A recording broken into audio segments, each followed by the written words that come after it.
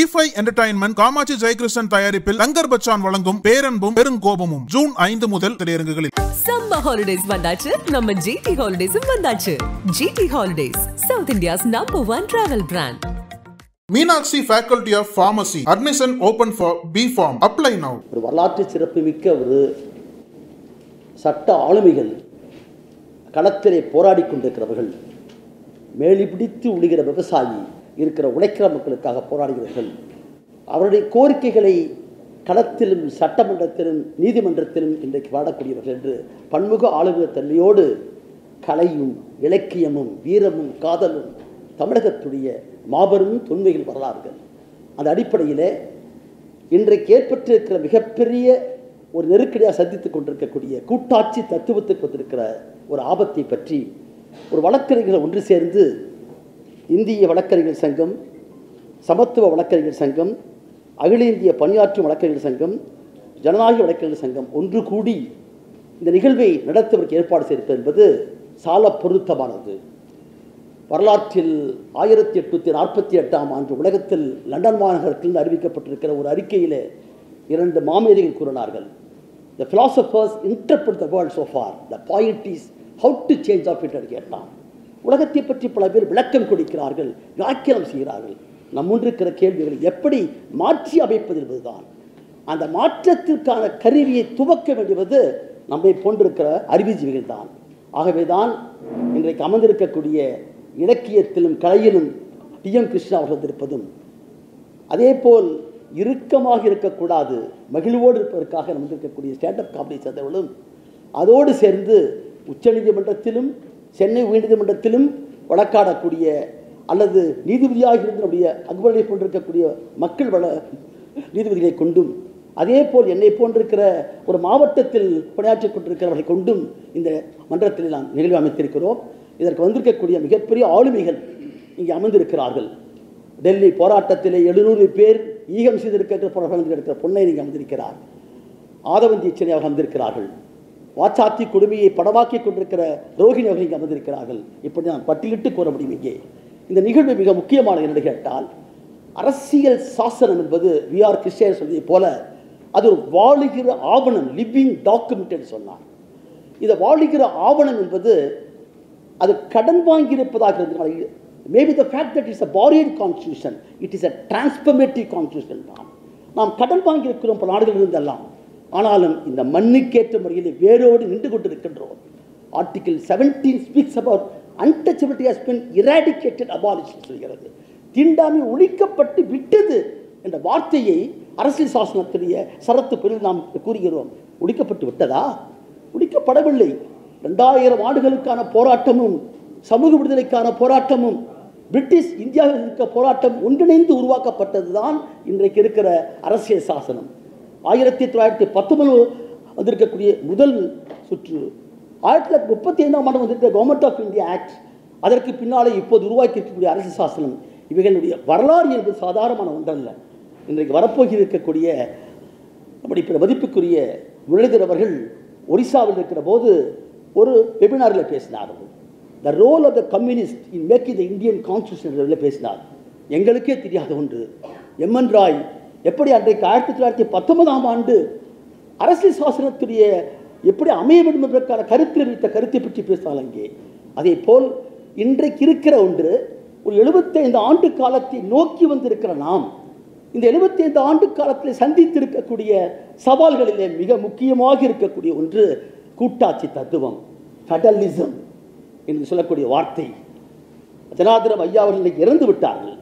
அவருக்கு முன்னாலே மனித உரிமை அந்த சட்டம், பாதுகாப்பு சட்டம் உருவாக்கப்பட்ட 1993ஆம் ஆண்டு செயல்படாமலே போர்டு தொங்கிக் கொண்டிருந்த போது, ஈரோட்டில் ஒரு பழங்குடி தாக்கப்பட்ட காரணத்திற்காக ஈரோடு இருக்கக்கூடிய CJM கோர்ட்டில் ஒரு மனுவை போட்டேன் நான். VP Gunasekaran versus state of Tamil Nadu வழக்கு. அந்த வழக்கிலே தான் பணியாற்ற செயல்படாமல் இருக்கக்கூடிய மனித உரிமை நீதிமன்றங்கள் எல்லாம் செயல்படுவதற்கு காரணமாக அமைந்தது. அந்த மனுவை தள்ளுபடி செய்தார் அன்றைக்கு இருக்கிற தனியாட்சியம் அவர்கள். அதை எடுத்துக்கொண்டு போய் என்னுடைய ஜூனியர் பாலமுருகன் VR கிருஷ்ணனுக்கு அனுப்பி, அது KA சுவாமிக்கு வந்து, KA சுவாமி சிவமோட்டோ ஆர்டிகல் 227 வழக்காக எடுத்து அதில் கற்பூநாயகி அவர்களும் அதே போல் ஜனார்தனும் அமர்ந்து அந்த பெஞ்சிலே தான் நம்முடைய பிற மதிப்புக்குரிய பியூஷ் தேசிய தலைவராக இருக்கக்கூடிய கேஜி கண்ணபுரம் வந்து வாதாடினார். அவர் பேசுகிற போது சர்வதேச சட்டங்களை பற்றி பேசி இந்த சட்டம் இன்றைக்கு இருக்கிற கூட்டாட்சி தத்துவம் எப்படி என்பதை பற்றி விளக்கமாக உரையாற்றினார். அதையெல்லாம் இன்றைக்கு நான் ஜனார்தன அவருடைய மறைவிலே நினைவு கூற வேண்டியிருக்கிறது. அம்பேத்கர் உரையை பற்றி சொன்னார். இந்தியா ஒரு நாடா என்று சொல்லி அரசியல் நிர்ணய சபையிலே வாதம் வந்தபோது பாகிஸ்தான் பிரிந்து விட்டது. ஆகவே இந்தியாவுக்கு பாரத நாடு என்று தான் பெயர் வைக்கும் என்று சொன்ன போது அதை வலுவாக இருந்த பெருமை அம்பேத்கருக்கும் ஜவஹர்லாலுக்கும் உண்டு. India is not a nation, it should become a nation என்று சொன்னார். இந்தியா ஒரு நாடு அல்ல, இது ஒரு உதவியாக, இது துணைக்கண்டம் தான். இது நாடாக தேசமாக உருவாகும் என்று சொன்னால் ஒரு தேசத்துக்குரிய வகையில் எனக்கு முன்னாலே பேசினாரே அறிவித்தோடு யூனிட்டி இன் டைவர்சிட்டி சொன்னாரே, வேற்றுமையில் ஒற்றுமை. நமக்கு இருக்கிற பல்வேறு மதங்கள், இனங்கள், மொழி, கலாச்சாரம், பழக்க வழக்கங்கள் கொண்டிருக்கிற நாட்டை ஒன்றுபடுத்தியது பிரிட்டிஷ் ஏகாதிபத்தியம். அது தான் ஆளுவதற்காக ஈஸ்ட் இந்தியா கம்பெனி பிரிட்டிஷ் ஆணை பெற்ற பின்னால் தன் ஆளுமைக்கு கொண்டு வருவதற்காகத்தான் 3 ப்ராவின்ஸையும் இணைத்து அதற்கு ஒரு சட்டத்தை உருவாக்கினான், சுரண்டுவதற்காக. நம்முடைய வளங்களை பொழுதெல்லாம் எங்கள் செல்வம் கொள்ளை கொண்டு போகவும் சாகுபடி கட்டாரு பாரதி. அதே போல் இந்த செல்வத்தை கொள்ளையடிப்பதற்கு ஒன்றுபடுத்த வேண்டிய அவசியம் அவனுக்கு ஏற்பட்டது. இருந்தாலும் கூட அந்த ஒருமைப்படுத்தப்பட்ட சட்டம் கூட முற்போக்கானது என்று தான் நான் சொல்லுவேன்.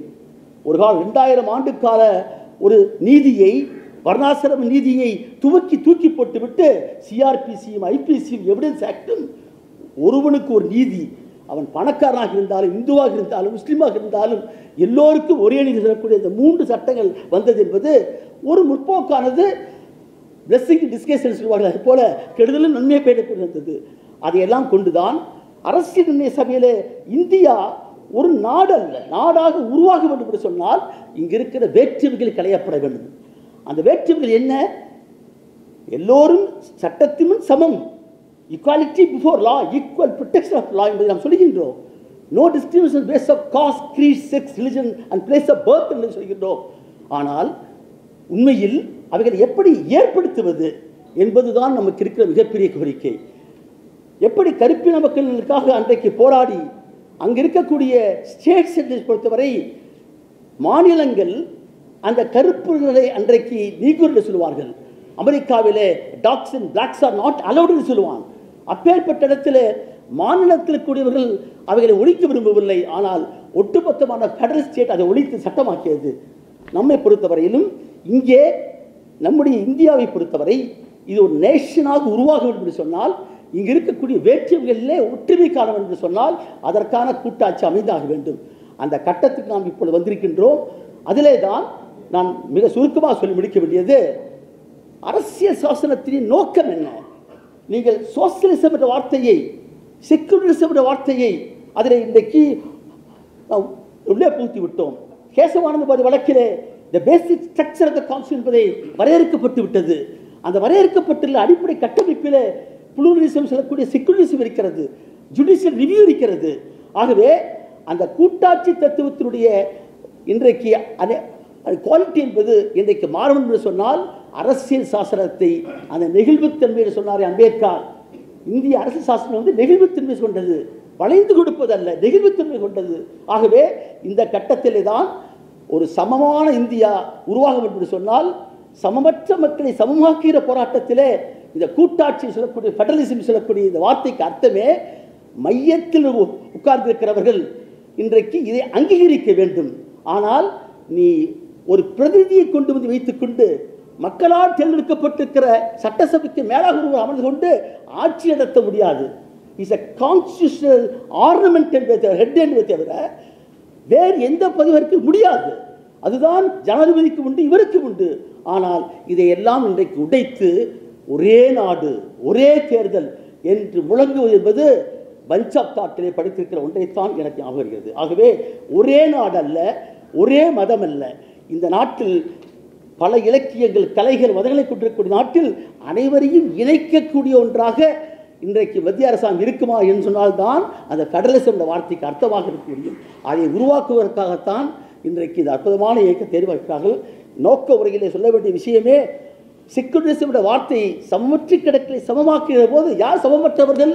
தலித்துகள், ஆதிவாசிகள், பெண்கள், சிறுபான்மை மக்கள், உழைக்கிற மக்கள், இந்த ஒடுக்கப்பட்ட அடக்கப்பட்டு கிடக்கிற மக்களை சமமாக்கிற போராட்டத்தில் இன்றைக்கு இருக்கிற அரசியல் சாசனம் உதவும் என்று சொன்னால் அம்பேத்கர் கூறியதுதான். இது ஒரு பூமாலை போன்றிருக்கிறது. இந்த பூமாலை ஒரு குறைவுடன் கொடுத்தால் அது பீத்து போடப்படும், ஒரு பூசாடம் கொடுத்தால் மாலையாக மாறும். ஆகவே அதை வைத்துக் கொண்டு வைத்துத்தான் இதை உருவாக்க முடியும். அதை உருவாக்கிற போராட்டத்திலே நாம் ஒன்றுபடுவோம். நீதிமன்றத்திலும் களத்திலும் அந்த கருத்தை உருவாக்குவோம்.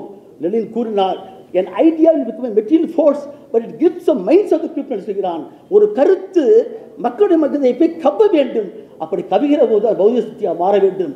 இன்றைக்கு நம்முடைய அற்புதமான அமைப்புகள் உருவாக்கி இருக்கிற இந்த சிறு பொறி தமிழ்நாட்டிலே சத்திய ஜாலியாக மாறி இந்தியா முழுக்க கூட்டாட்சி என்பது எதிர்வதை நிரூபித்து சொல்லிக்கொண்டு வாய்ப்பு நிரூபிக்கிறோம்.